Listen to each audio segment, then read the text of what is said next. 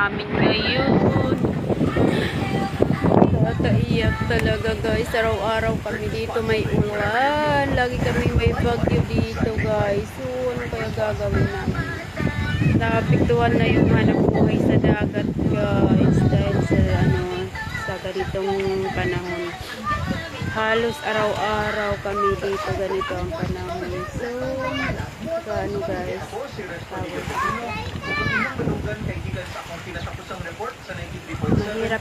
mahirap talaga pag ganito, kahit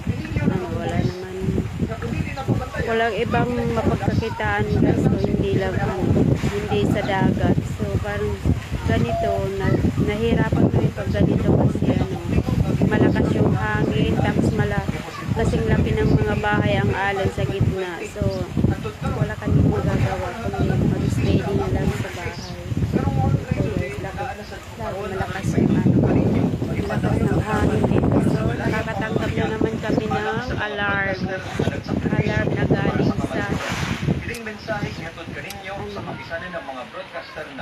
galing sa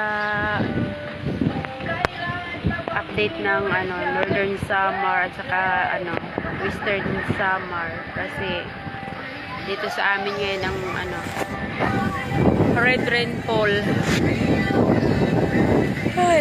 Red rainfall ngayon sa amin guys. So dahil ganito steady, walang sa buhay. Hindi pagmasdan na lang yung na yan, pagmasdan ang mga tanim na hinihipan ng malakas na hangin. So maya-maya na naman ito, mamaya may laki.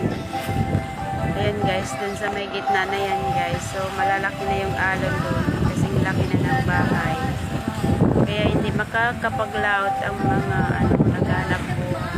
So ganito na lang.